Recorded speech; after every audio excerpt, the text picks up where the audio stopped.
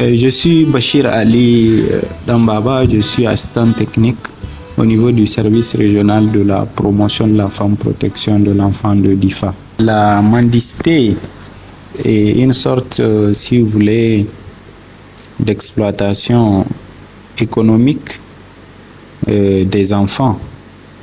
Donc ce phénomène-là, il est visible si vous prenez de Niamey jusqu'à ici d'IFA, où c'est fréquent de rencontrer des enfants souvent de 4, 5 ans, 6 ans, avec des grosses tasses en train de mendier.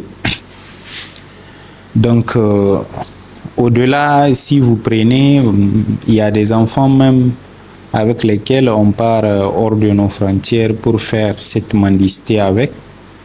On les met au devant. Souvent, on les utilise comme guide.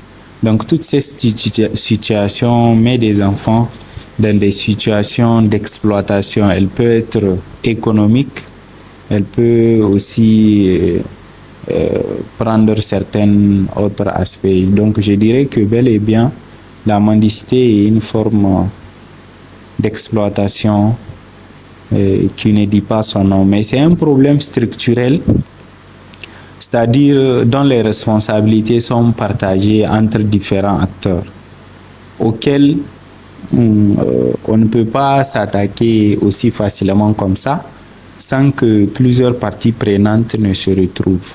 Les droits reconnus à l'enfant, la plupart c'est des droits humains reconnus internationalement à la personne humaine, mais spécifiquement pour les enfants, on a les 10 principaux droits fondamentaux. Le droit à être protégé contre toute forme de discrimination en raison de race, religion, origine, sexe. Le droit à avoir un nom et une identité. Le droit à une alimentation saine et suffisante. Le droit d'être soigné et bénéficier de soins et de traitements adaptés à l'âge. Le droit à l'éducation. Le droit d'être nourri, logé et grandir dans de bonnes conditions. Le droit au loisir, droit de jouer, rire et rêver. Le droit d'accéder à l'information, d'exprimer son avis, d'être entendu aussi. On a aussi le droit d'être protégé contre toute forme de violence et d'exploitation. Voilà, il y a un dernier droit à la protection spéciale aux enfants handicapés et réfugiés aussi. Donc voilà, si tu veux, les 10 droits de façon résumée. Le Niger d'abord, au niveau international, a ratifié des conventions, notamment la convention sur les droits des enfants qu'on appelle la CDE, qui est vraiment le document phare au niveau international. Maintenant, quand on revient au niveau africain, il y a la charte africaine des droits et bien-être de l'enfant, qui est aussi un démembrement ou avec plus de détails et de spécificités de l'Afrique. Ici au Niger, quand tu prends la Constitution, on a un document cadre de protection de l'enfant, qui sont des lois qui encadrent. On a aussi le code pénal qui prévoit tout ce qui est atteinte à la personne humaine et notamment aux enfants. Donc tous ces garde-fous, je vais les appeler, sont là vraiment pour pouvoir protéger les droits des enfants. Donc l'enfant, comme toutes les personnes humaines, une fois exploité ou sa vie est en danger ou quand il a des problèmes, nous avons une justice de mineurs qui est là. Vous allez voir dans chaque tribunal, il y a un juge des mineurs qui est là. Une manière de dire que l'État accorde vraiment une priorité à tout ce qui touche le droit des enfants. Donc, une fois que l'enfant, c'est un cas, ça peut être un cas de viol, ça peut être un cas de maltraitance, c'est un cas d'exploitation. Si ça atterrit devant le tribunal, on a un juge spécifié pour ça, fait une enquête sociale. Donc, les auteurs et co-auteurs de ces délits-là sont vraiment soumis aux rigueurs de la loi. Le mécanisme, le système de prise en charge, ici au niveau national, je parlais de document cadre de protection qui est en train d'être révisé. Je pense que actuellement, même à la date dont je parle, on est en train de ratifier le nouveau document cadre de protection de l'enfant, qui a 3 axes. Il y a l'axe prévention, il y a l'axe prise en charge, il y a l'axe renforcement du système de protection. La prise en charge se fait comment?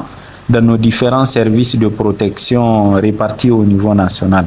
Parce que à travers le ministère de la promotion de la femme qui est actuellement mis sous la tutelle du ministère de la population, action sociale et solidarité nationale.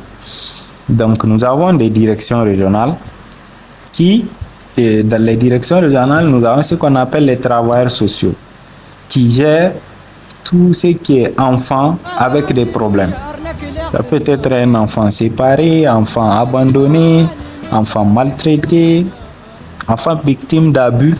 Tous ces enfants-là, nous avons des... Donc, ces travailleurs sociaux sont des techniciens spécifiés dedans, donc qui font la prise en charge de ces enfants-là. De l'accueil jusqu'à tout ce qui est, si tu veux, prise en charge médicale, prise en charge judiciaire, prise en charge souvent même vestimentaire. Si l'enfant est abandonné, les retours en famille. Donc nous avons un système ici, que ce soit au niveau étatique et même les ONG, ils ont ce qu'on appelle les gestionnaires de cas de protection. Donc c'est eux qui assurent la prise en charge des enfants qui sont en situation de vulnérabilité ou victimes d'abus, de violence et exploitation. Quand Dieu te donne un enfant handicapé, moi je me dis l'handicap même n'est pas un obstacle pour... C'est pas tous les handicaps qui empêchent à la personne humaine d'avoir toutes ses capacités. Parce que on a des cas des personnes handicapées qui ont été des grandes personnes à travers le monde. Donc l'handicap n'est pas un obstacle. Le message que j'ai à dire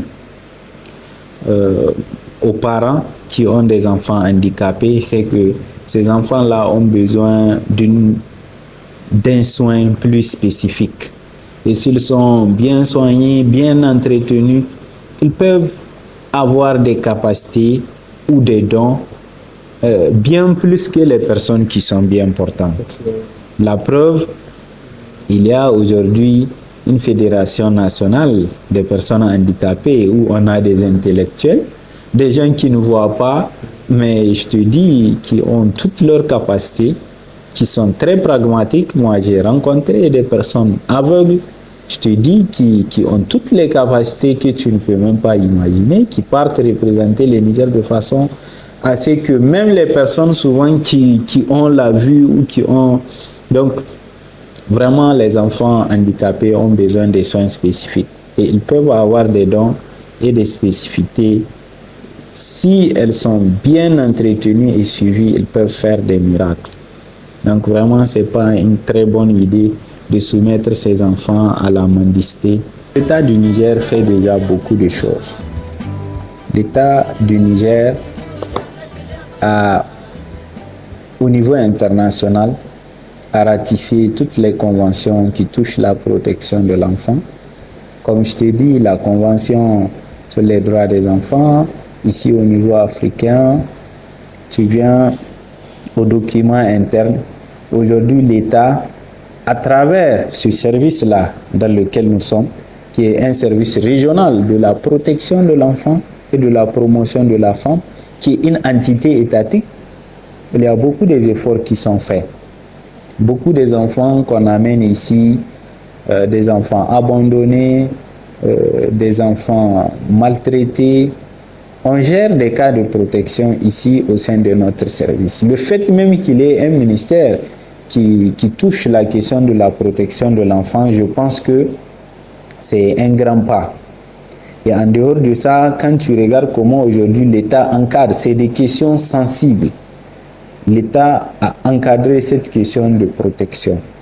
C'est qu'il faut davantage mutualiser les efforts. Il y a déjà une synergie entre tous les acteurs qui interviennent dans la protection de l'enfant. La justice, la protection, les FDS, la santé, l'éducation. La synergie est là.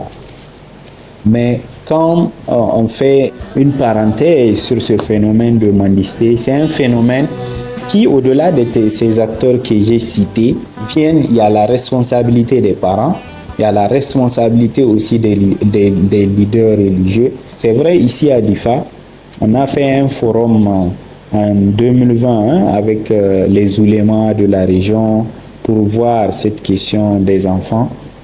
Néanmoins, il y a encore beaucoup d'efforts. Il faut que l'État puisse cartographier toutes les différentes écoles coraniques à travers le pays. Une façon d'avoir des idées. Quelles sont les écoles coraniques qui ont des enfants qui sont dans la rue? Ces enfants-là, c'est des enfants de qui? Où sont leurs parents? On situe les responsabilités.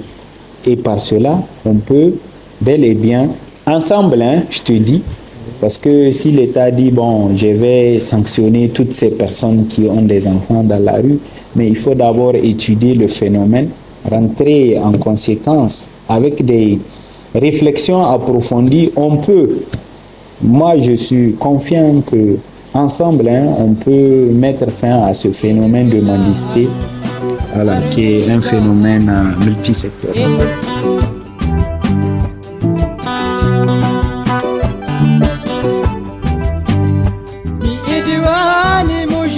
كل